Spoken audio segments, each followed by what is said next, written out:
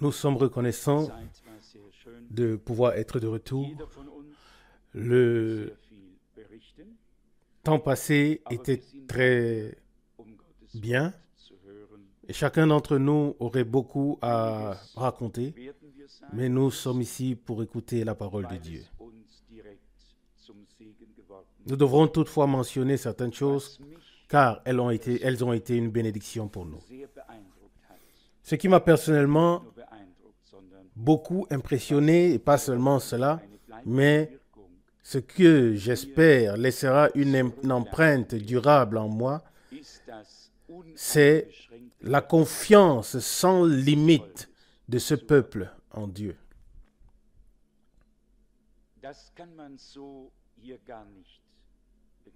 Ici, on ne peut pas vraiment le comprendre. Le frère nous dit tout simplement, pourquoi devrions-nous avoir peur? Dieu nous a promis ce pays. Il nous a ramenés. Nous sommes ici. Et il prend soin de nous. Nous sommes vraiment reconnaissants au Seigneur de nous avoir permis ou d'avoir établi la connexion avec cet homme et que nous ayons pas seulement vu le pays, mais que nous ayons aussi vu un homme qui vit dans le pays, un homme dans le cœur, dont le cœur contient beaucoup de choses qui se passent. Mais ces gens ne peuvent pas encore croire. L'heure viendra, et quand elle viendra, ce sera d'un seul coup, car c'est ainsi que cela est écrit dans le prophète. En un jour, tout le pays est né et en une heure, une nation a été appelée à l'existence. Selon Ésaïe 66, verset 8. Ainsi, nous savons que Dieu a un plan. Le grand privilège que Dieu nous a accordé est que nous ne voulons pas faire convertir ces gens. Nous ne voulons pas faire d'un juif un chrétien, ni bien sûr non plus faire d'un chrétien un juif. Tout est dans l'ordre divin. Tout est dans la destinée divine. Et pardonnez-moi cette expression qui n'a tout à fait pas sa place ici, mais peut-être dans des conversations privées. Nous ne voulons pas faire de mishmash. Nous ne voulons pas faire de croisement, pour reprendre les termes de Frère Branham. Avec Dieu, tout est fait dans l'original. Le juif est un juif en original. L'Église est une originale, une création de Dieu. Et Dieu produit selon son espèce, conformément à la sémence qui a été semée. Je dois dire que pour moi, ce voyage a été un voyage très béni. Oui, très rempli. Et nous avons certainement vu plus que lors d'autres voyages. Beaucoup de choses étaient nouvelles, même pour moi. Et je me suis réjoui avec tous. Ce qui est beau dans le pays d'Israël, oui, c'est que, et je crois que l'un des frères l'a exprimé, le plus beau, c'est que chaque montagne est morte, mais cependant vivante. Cela signifie que la montagne de Sion est sans vie, mais que lorsque nous voyons les choses qui s'y sont passées, alors tout prend vie devant nous. Chaque fleuve, ou le Jourdain, ou le lac de Tibériade, tout ce que l'on voit est mort à l'instant. Mais cela reprend vie quand on sait que là, Dieu a fait quelque chose. Là, il s'est révélé. Là, il y a le mont de transfiguration. Là, le mont Morija. Là, le mont de Sion. toutes les différentes villes, montagnes et fleuves, tout reprend vie et la réalité divine apparaît devant nos yeux. Il n'y a aucun athée qui puisse nier l'existence du mont Moriah ou dire le mont Sion n'est pas ici, ou encore dire que les monts des Oliviers n'est mentionné que dans Zacharie 14. Non, mais cette montagne est bien là. Toutes ces choses sont là comme des faits divins que tout incroyant doit respecter. Dieu a conservé une mémoire sur la terre. Il a laissé cette trace à travers ceux à qui il a parlé, à travers ceux par qui il a agi. Dans le jardin où se trouve le tombeau, près du lieu des crânes, ce fut aussi riche en bénédictions. Ça a une grande signification pour nous. Mais pourtant, nos yeux spirituels continuent à regarder au-delà de toutes ces choses que nous voyons avec nos yeux terrestres. Nos yeux spirituels regardent vers celui qui est tout en tous. Celui qui a accompli la rédemption. Nous avons compris ce que le prophète Amos voulait dire. Ne cherchez pas Gilgal, ne descendez pas à Bethel, mais cherchez le Seigneur et vous vivrez. Amos 5, verset 5. Nous avons vu le pays, mais nous avons cherché Dieu qui s'est révélé. C'est une chose merveilleuse de pouvoir faire la distinction, de pouvoir rester sobre avec l'aide de Dieu, comme nous l'avons encore entendu. Pour moi, comme je l'ai dit tout à l'heure, c'était une bénédiction. Et maintenant, nous venons maintenant au point. Si maintenant, d'un point de vue terrestre, ce qui est visible devant nos yeux nous rappelle tout ce que Dieu a fait, que ce soit dans le temps de Moïse, dans le temps d'Abraham, d'Isaac et de Jacob, au temps d'Élie, ou à n'importe quelle autre époque. Tout cela est visible devant nos yeux et nous rappelle que c'est Dieu qui a fait cela. Et puis vient ce point. Dieu a toujours eu des hommes à qui il pouvait parler et à travers lesquels il pouvait agir. Et la chose la plus importante qui m'est apparue ces derniers jours, c'est que même la terre promise ne serait pas ce qu'elle est si le peuple de Dieu n'était pas retourné et ne s'était pas mis au travail. Oui, il y avait des milliers d'autres qui étaient là. Tout était désert et vide, triste et aride. Mais depuis que le peuple de Dieu est revenu, ils se sont mis au travail. Et cela doit être dit. Ainsi, il ne s'agit pas seulement de la terre promise, puis de rester les bras croisés, mais il s'agit de revenir et de se mettre au travail. C'est se mettre à l'œuvre. Ce fut pour moi une très grande prédication. Nous, en tant qu'Église du Seigneur qui est revenue et qui a été introduite dans les promesses de Dieu en ces derniers jours, nous ne devons pas rester les bras croisés et dire « Dieu fera tout. » Dieu a déjà tout fait. C'est maintenant à nous de permettre à Dieu d'accomplir à travers nous ce pourquoi il nous a ramenés, à savoir, pas seulement pour regarder le pays, mais pour le transformer à nouveau en un jardin de Dieu. Le désert devait fleurir. Et là où il y avait les chardons et des épines, des cypres devaient pousser. Et qui l'a planté? Le peuple qui est retourné et qui a fait pousser le Dieu vivant qui les a ramenés. Mais soyons honnêtes, Dieu a besoin des hommes et les hommes ont besoin de Dieu.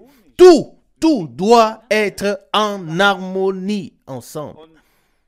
Et c'est en Israël que nous avons reçu la meilleure leçon à ce sujet. Et quand on demande à notre frère Goldner comment vont les relations avec les ennemis, alors il répond, nous n'avons aucune peur. Et pourquoi pas? Parce que lui et le peuple d'Israël ont une pleine confiance en Dieu. C'est ça le secret. Imaginez-vous un instant que le peuple d'Israël avait eu peur pendant toutes les 5 guerres. Que se serait-il passé? Ils auraient été vaincus. Mais ils sont dans le pays promis. Ils ont du courage parce qu'ils y sont.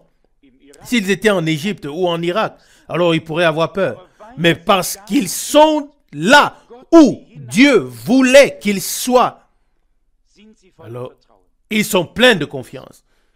Et c'est ce que nous avons entendu dans la parole d'introduction. Je me suis dit en moi-même, ou bien peut-être l'Esprit de Dieu me l'a mis à cœur.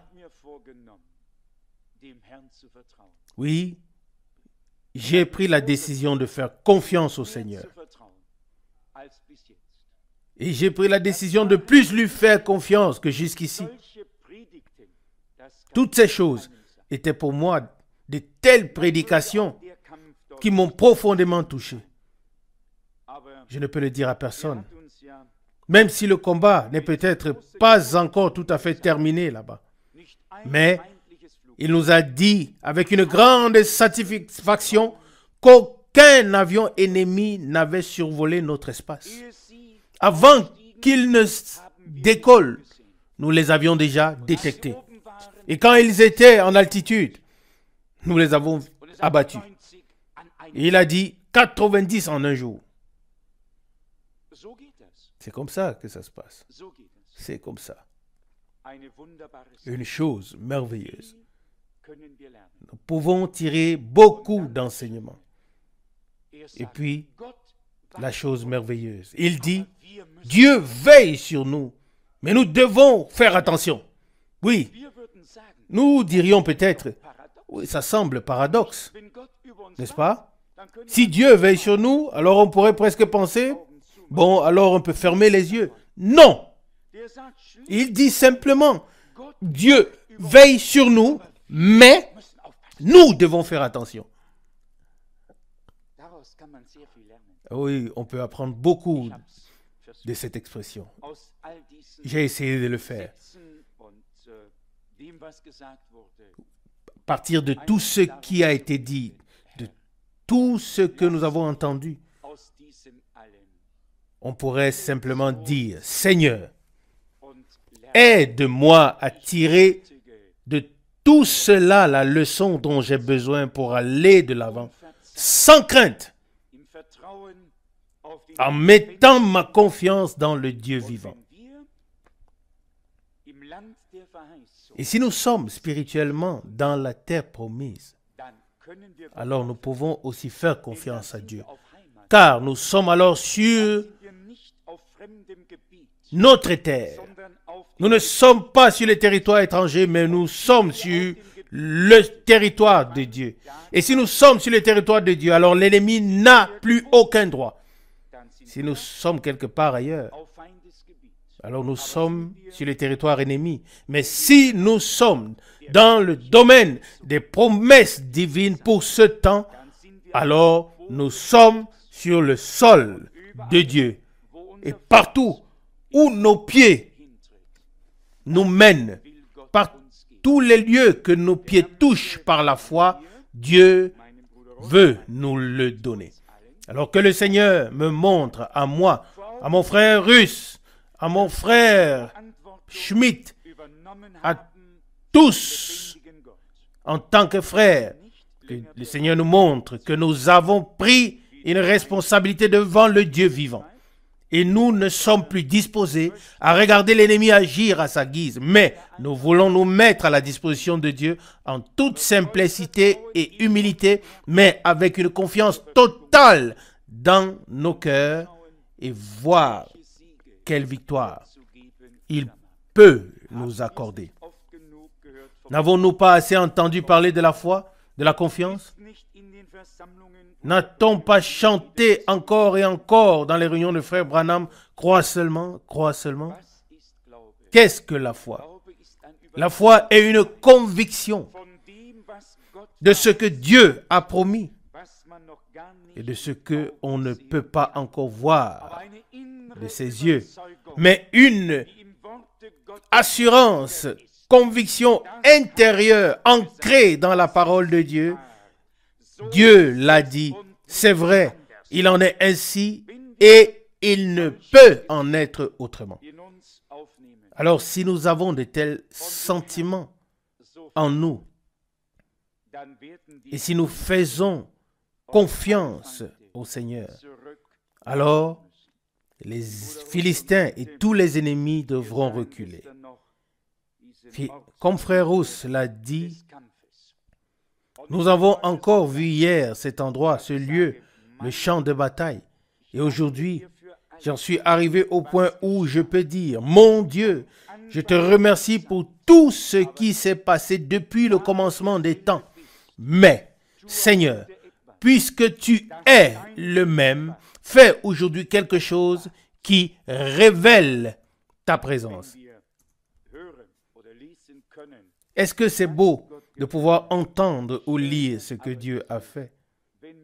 Mais c'est encore plus beau de pouvoir expérimenter ce que Dieu fait maintenant. Et c'est en cela que va notre confiance et notre désir. Que le Seigneur se révèle à son peuple de manière visible, tangible, audible, perceptible, par grâce. Amen. Et nous avons le droit qu'il se révèle à nous. Et nous voyons, et l'avons déjà dit, comme le peuple d'Israël s'est mis au travail, à l'œuvre, est revenu selon les promesses ou la promesse de Dieu, et Dieu permet que tout leur réussit plus que tous les autres peuples parce qu'il est avec eux. Le Seigneur ne devrait-il pas être capable de faire encore de plus grandes choses avec l'Église, avec la multitude rachetée parmi les nations? Son cœur ne brûle-t-il pas pour ceux pour qui il est mort, pour qui il a versé son sang et a donné sa vie? Certainement. Mais nous devons retenir une leçon de notre expérience là-bas. La confiance en Dieu qui nous a ramenés. La confiance inconditionnelle que Dieu tient sa parole et qu'il garde ceux qui ont accepté sa parole. Et c'est à travers eux qu'il l'accomplira. Là-bas dans la terre promise, et ici et dans le monde entier, parmi ceux qui ont accepté avec foi ses promesses pour notre époque. Ce dont nous avons encore besoin, c'est un amour divin profond qui nous lie à Dieu et les uns avec les autres. Un lien solide, indestructible. Lorsque nous formerons en tant qu'Église du Seigneur un seul cœur et une seule âme, Dieu ne pourra pas faire autrement que de confirmer sa parole. Mais tant que nous allons gauche à droite et que nous aurons encore des choses à régler entre nous, alors nous ne serons pas dans l'ordre divin pour pouvoir être utilisés et bénis par lui. Mais dès l'instant où nous faisons entièrement confiance en notre Dieu et où nous nous abandonnons à Dieu, nous nous sentons parfois responsables et nous parlons des choses que nous ne connaissons même pas suffisamment, dont nous n'avons pas une vue d'ensemble, et nous créons ainsi une atmosphère qui n'est pas bonne parmi le peuple de Dieu. Dieu tient sa parole. Il est fidèle à son peuple. Soyons raisonnables et faisons confiance au Seigneur. Et voyons ce qui se passera. Dieu ne peut pas faire autrement que de tenir sa parole, que d'être fidèle à ce qu'il a dit. Mes yeux se sont posés sur Ésaïe 44 à partir du verset 21. Je voudrais juste lire quelques versets. Ésaïe 44, verset 21. Souviens-toi de ces choses, Jacob, et toi, Israël, car tu es mon serviteur. Je t'ai formé pour être mon serviteur, Israël. Je ne t'oublierai pas. Verset 22.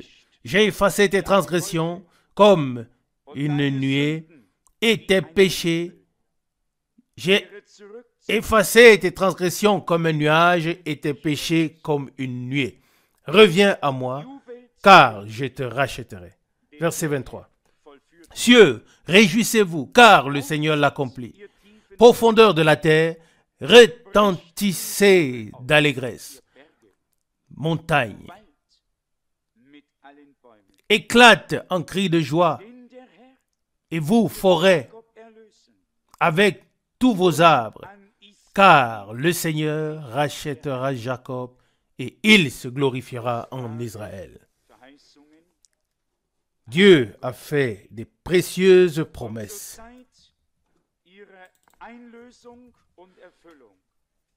Et au moment où elles s'accomplissent, où elles s'accompliront, les cieux se réjouiront car le Seigneur l'accomplit. Il peut s'écouler beaucoup de temps entre la promesse et sa réalisation.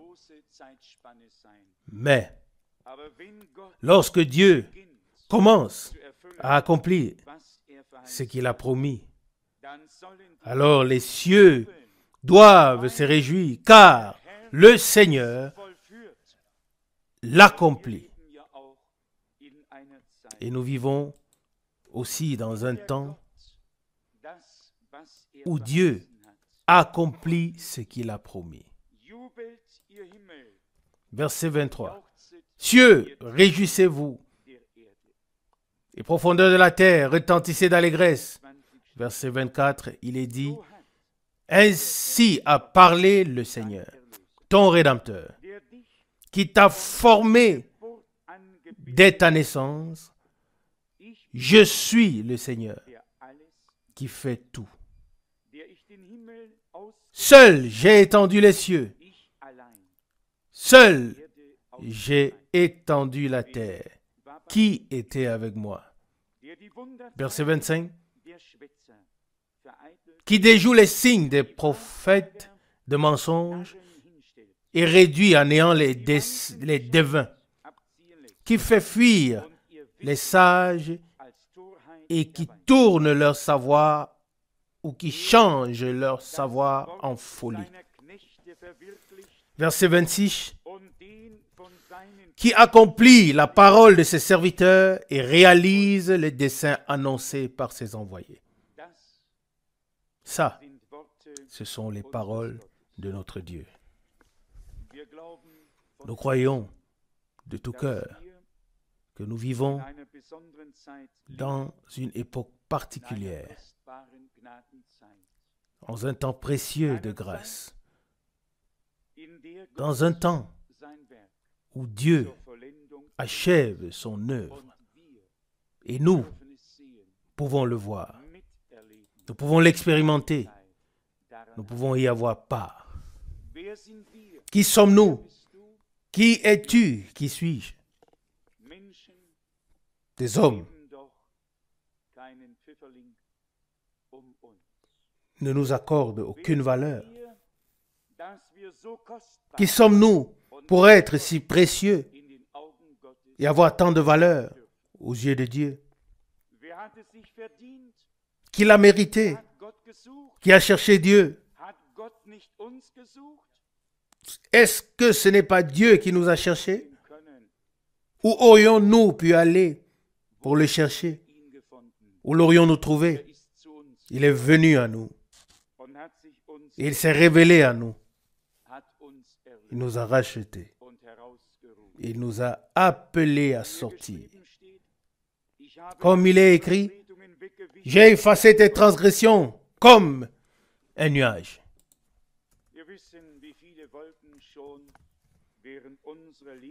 Nous savons combien de nuages ont déjà traversé le ciel au cours de notre vie. Et tous se sont dissipés et ne sont plus là. Et de nouveaux nuages apparaissent et se dissipent aussi à leur tour. Dieu fait ici une comparaison. Il dit au verset 22, Ésaïe 44, « J'ai effacé tes transgressions comme un nuage et tes péchés comme une brume. »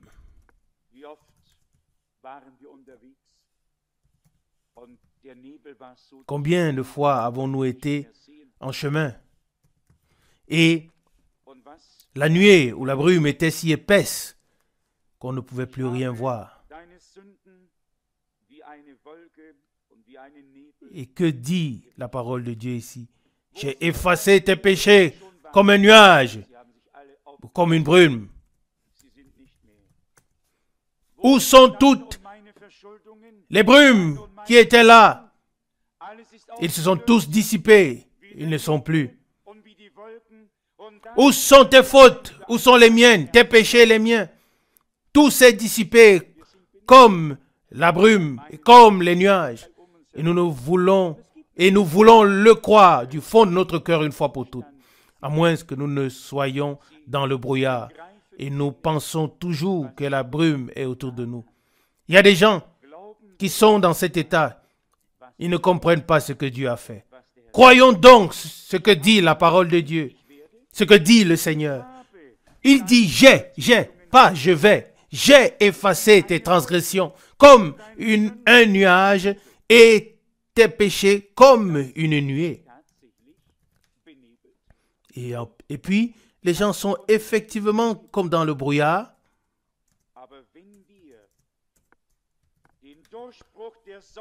Et tout ce dont ils parlent, c'est le brouillard. Mais lorsque nous avons expérimenté la percée du soleil, alors nous savons avec certitude que le brouillard doit se dissiper. Le soleil chasse le brouillard et le ciel devient clair et lumineux au-dessus de nous. Et cela s'est produit par la grâce de Dieu, par la croix de Golgotha. Mais premièrement, le soleil doit arriver à nous. Si cela ne se produit pas, alors nous sommes dans cet état de brouillard.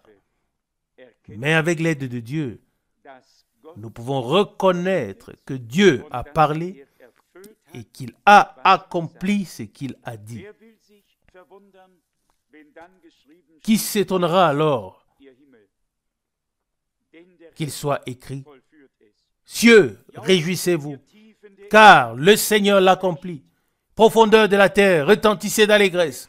Montagne, éclatez en cris de joie. » Verset 23, Ésaïe 44. Il a racheté son peuple. et tous les devins et les bavards, les interprètes des signes qui font dépendre tout des circonstances.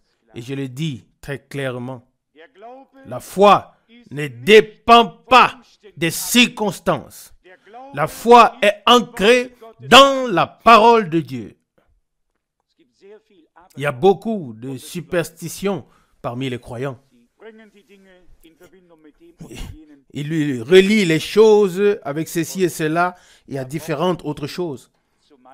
Il ne s'agit pas seulement de croire, comme le disaient parfois les vieillards, que si le chat traverse la route de droite à gauche, alors telle chose arrivera. Et s'il traverse de gauche à droite, alors telle autre chose arrivera. Il ne s'agit pas de cela.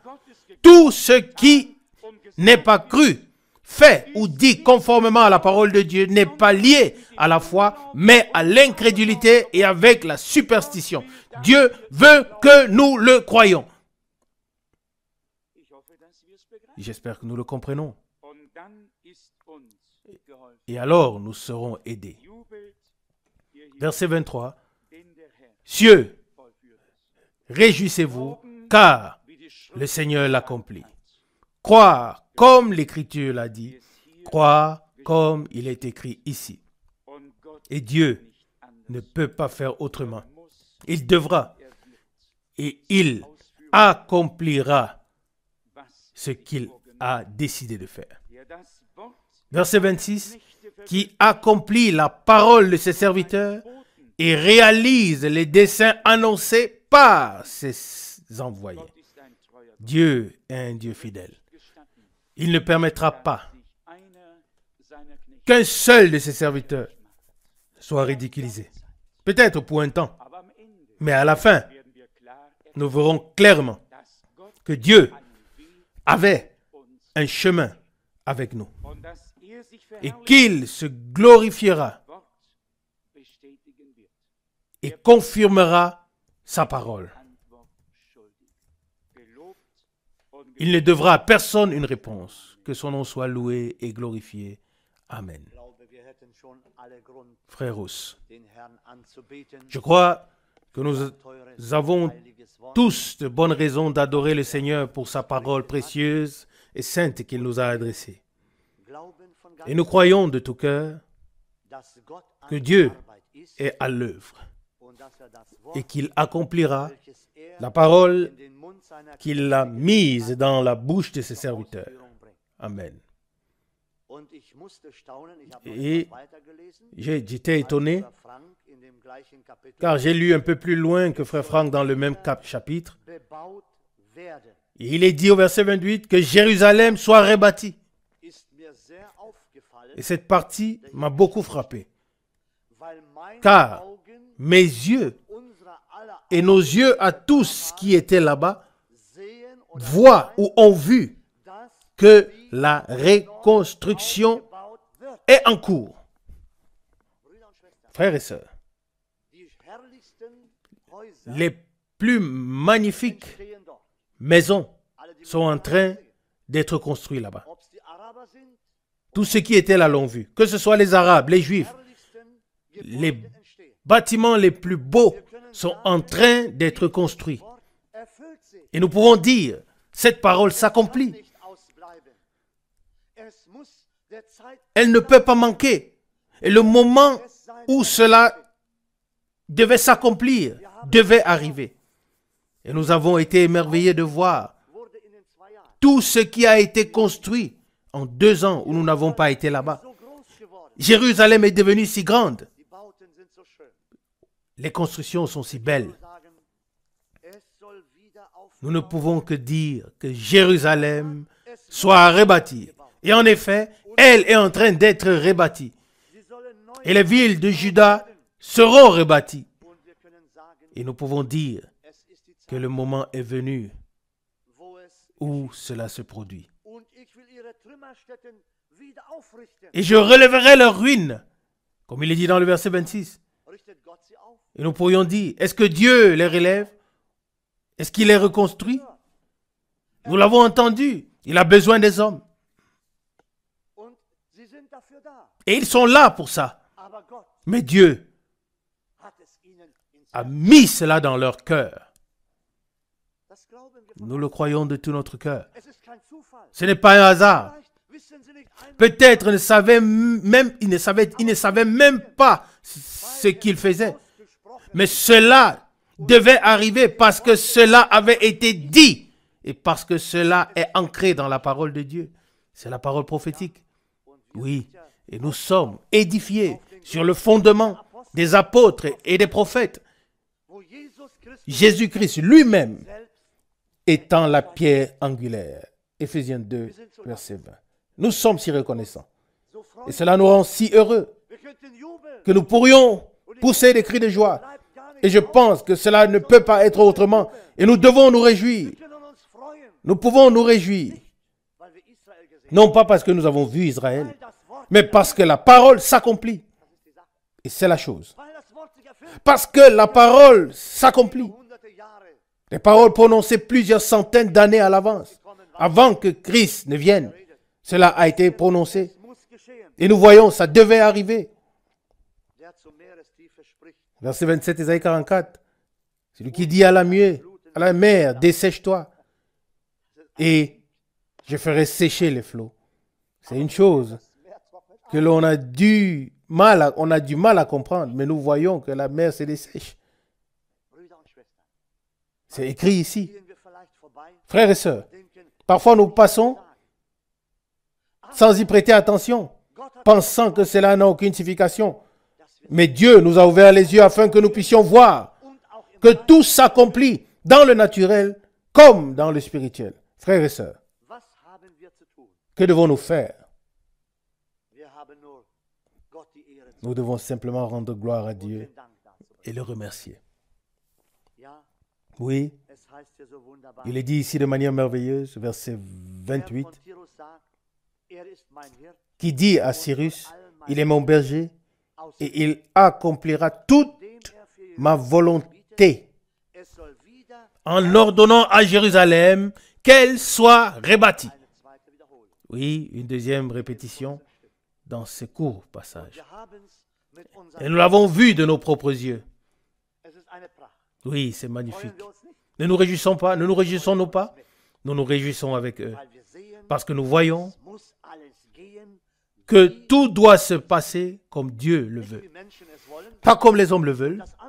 Et l'autre chose, c'est que les hommes s'irritent, qu'ils se fâchent.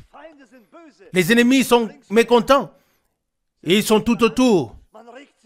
Même dans notre pays, on s'énerve. On est contre les constructions. Contre tout cela. Mais personne ne peut l'empêcher.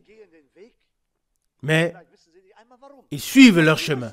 Peut-être ils ne savent même pas pourquoi, mais ils doivent suivre ce chemin parce que la parole doit s'accomplir. N'est-ce pas merveilleux? La parole de Dieu est grande. Elle est puissante. Pour toi et pour moi. Nous qui l'avons vu. Et nous voyons.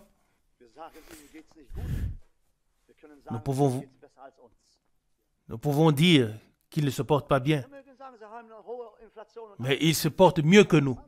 Nous pouvons dire qu'ils ont une forte inflation et tout le reste. Oui, c'est vrai. Mais presque tout le monde là-bas a son propre appartement. Son appartement qui lui appartient. Et qui n'a pas besoin de travailler? Tout le monde a besoin de travailler. Nous tous. Mais qu'est-ce que c'est? Dieu les bénit. Il ne récolte même pas 3 fois. Il ne récolte pas une fois l'année. Il récolte 3 ou 4 fois l'année. N'est-ce pas une grande bénédiction de Dieu? Quel peuple? Quel peuple a cela? Comment dit-on cela? Quel peuple? Le peuple de Dieu, le peuple d'Israël. Et les ennemis s'irritent. Et cet homme dit que nous livrons même à nos ennemis. Nos fruits sont servis à la table du roi de Jordanie, mais en secret. Chers frères et sœurs, l'autre aspect est le côté spirituel avec l'épouse. Les gens peuvent être là et s'irriter de ce que Dieu fait parmi les siens, de ce qu'il bénit son peuple, de ce qu'il est avec son peuple. Ils s'irritent et ils commencent peut-être de tous les côtés à faire quelque chose. Mais nous n'avons pas besoin d'avoir peur. Nous allons de l'avant. Nous allons de l'avant dans la foi avec notre Sauveur. Nous allons de l'avant avec notre Seigneur. Chers frères et sœurs, extérieurement, nous voyons le peuple d'Israël opprimé de tous les côtés. Mais la main de Dieu repose sur eux et la bénédiction de Dieu se répand sur eux. Et le monde entier est peut-être en train de grincer les dents, mais la main de Dieu n'a pas été retirée. Elle est étendue et elle demeure tendue. Et il en va de même pour son peuple et pour son Église.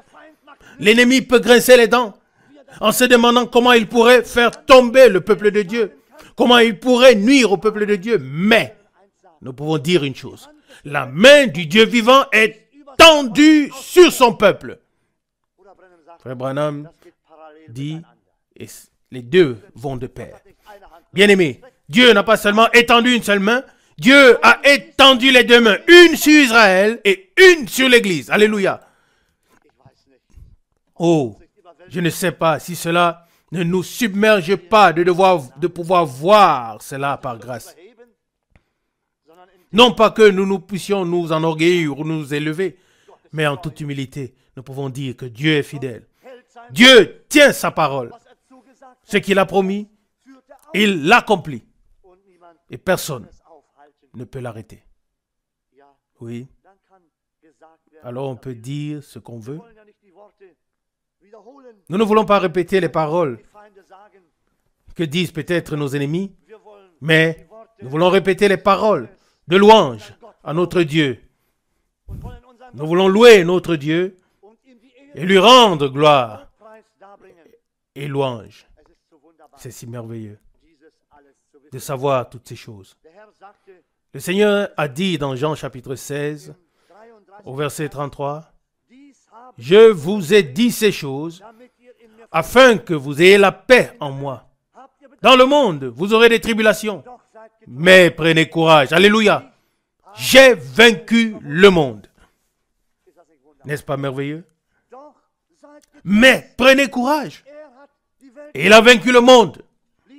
Chers frères et sœurs, et nous pouvons être vainqueurs seulement avec lui. Louange et remerciement. Je vous ai dit cela, je vous ai dit ces choses, afin que vous ayez la paix en moi. Et bien aimés, c'est seulement en lui que nous pouvons avoir la paix. Si nous ne sommes pas en paix avec lui, alors la discorde règne en nous, en toi, en moi et en tous les autres. Mais si nous regardons vers lui avec confiance, et si nous prenons à cœur la parole qu'il a dite, prononcée, il dit, je vous ai dit ces choses, afin que vous ayez la paix en moi. Et dans le monde, vous aurez des tribulations, jusqu'à ce jour. Mais soyez sans crainte, j'ai vaincu le monde. Alléluia. Nous pouvons être sans crainte. Il a vaincu et nous pouvons vaincre avec lui. Chers frères et sœurs, ce ne sont pas des paroles vaines ou des paroles inventées par les hommes, mais elles nous ont été laissées par le Très-Haut, qui a fait le ciel et la terre, qui s'est fait homme, qui s'est abaissé, qui est venu dans un corps de chair, qui est mort sur la croix, qui est ressuscité et qui est assis là, à la droite de la majesté de Dieu. Nous sommes si heureux de pouvoir croire sa parole. Soyez sans crainte, j'ai vaincu le monde. En d'autres termes, vous aussi, vous pouvez vaincre. Oh, c'est quelque chose de merveilleux. Et je voudrais vous dire, celui qui n'a pas la paix avec lui a le trouble dans son cœur. Et là où il y a le trouble, là où il y a le tourment. Oui, là on est tourmenté par un autre esprit. Mais nous pouvons dire, il est notre paix. Il est devenu tout pour nous. Et c'est pourquoi nous continuons à mettre notre confiance en lui, quoi qu'il arrive. Oui, cela n'a peut-être pas été facile pour les disciples en cette époque, Il dit au verset 20, Jean 16, « En vérité, je vous le dis, vous pleurerez et vous vous lamenterez, mais le monde se réjouira. Vous serez triste, mais votre tristesse se changera en joie. » Alléluia. Le moment est venu où ils ont pensé que tout était fini. Et le monde s'est réjoui. Et tout le monde était dans la joie, a applaudi. Maintenant, il est parti. Nous avons gagné. Mais bien aimé, ce n'était pas comme ça. Mais la chose s'est retournée. La chose a changé. C'est l'inverse qui s'est produit. Et peut-être que l'histoire se répète même dans notre temps. Mais cela n'a pas d'importance, mes bien-aimés. Nous pouvons lever les yeux vers lui et le regarder. Regardez vers lui. Et il a dit, mais l'heure viendra où votre tristesse se changera en joie. Amen. Et nous nous demandons, est-ce que ce moment est venu? Tout s'est passé comme il avait dit. Premièrement, la tristesse, mais ensuite la joie est venue. Ensuite, la paix est venue. Mais bien aimé, je ne sais pas ce qui vous est arrivé. Mais je pense, je ne sais pas ce qui leur est arrivé, mais je pense qu'ils se sont dit, oui, en effet, ce qu'il a dit est tout à fait vrai. Et nous aussi, nous ne pouvons que dire que ce qu'il a dit est vrai. Et tout s'accomplira. Et nous ne pouvons pas faire autrement que de louer et glorifier notre Dieu. Ne pas abandonner notre assurance, mais persévérer comme il est écrit.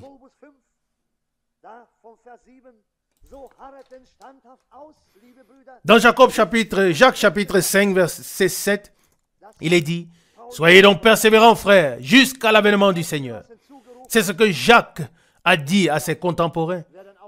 Et peut-être ont-ils eu aussi à traverser certaines épreuves, mais il a pu leur adresser ces paroles. « Soyez donc persévérants, frères, jusqu'à l'avènement du Seigneur. » Oui. Hein? Et puis il leur donne le merveilleux exemple du laboureur qui attend le précieux fruit de la terre. Oui, et qui prend patience jusqu'à ce qu'il ait reçu la pluie de la première et de l'arrière-saison. Et le verset 8 dit, « Vous aussi soyez patients et affermissez vos cœurs, car le retour du Seigneur est proche. » Est-ce que le retour du Seigneur est proche? Si cet homme de Dieu l'a dit en son temps, que devons-nous dire? Bien-aimés, nous le voyons en regardant le peuple d'Israël. Nous regardons et nous voyons le figuier qui a mûri. Il a poussé des feuilles. Et nous voyons de notre côté l'Église. Nous ne pouvons faire autrement que de faire confiance en notre Dieu. Nous ne pouvons faire autrement que de mettre notre espérance en lui et de persévérer comme cet homme de Dieu l'a dit ici. Que le Dieu fidèle nous aide tous en ce temps, afin que nous ne nous tenions pas, ou bien que nous ne tournions pas nos regards vers quelque chose d'autre, mais que nous restions fermement ancrés dans sa parole. Tout le reste n'est qu'apparence, mais sa parole demeure éternellement, et nous sommes reconnaissants pour sa précieuse et sainte parole. Jacques 5, verset 10, « Prenez mes frères pour modèle de souffrance et de patience, les prophètes qui ont parlé au nom du Seigneur. » Verset 11, « Voici, nous disons bienheureux, ceux qui ont persévéré avec patience. Vous avez entendu parler de la persévérance de Job et de l'issue que le Seigneur lui a accordée.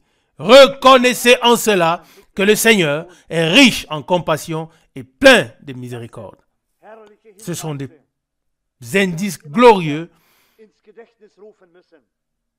que nous pouvons toujours nous repasser. Oui, si les disciples l'ont fait en ces jours-là, si Jacques a jugé nécessaire d'écrire ainsi. Je pense qu'il ne l'a pas fait de son propre chef, mais que l'Esprit le lui a inspiré afin qu'il le communique ainsi au peuple de Dieu. Et aujourd'hui, nous pouvons nous consoler avec ces précieuses et saintes paroles de Dieu. Que le Seigneur nous bénisse tous. Telle est ma prière. Je pense que nous devrions tous ouvrir nos cœurs et notre bouche et nos bouches. Nous ne devrions pas rester muets, car nous avons reçu beaucoup de grâce. Nous devrions remercier Dieu.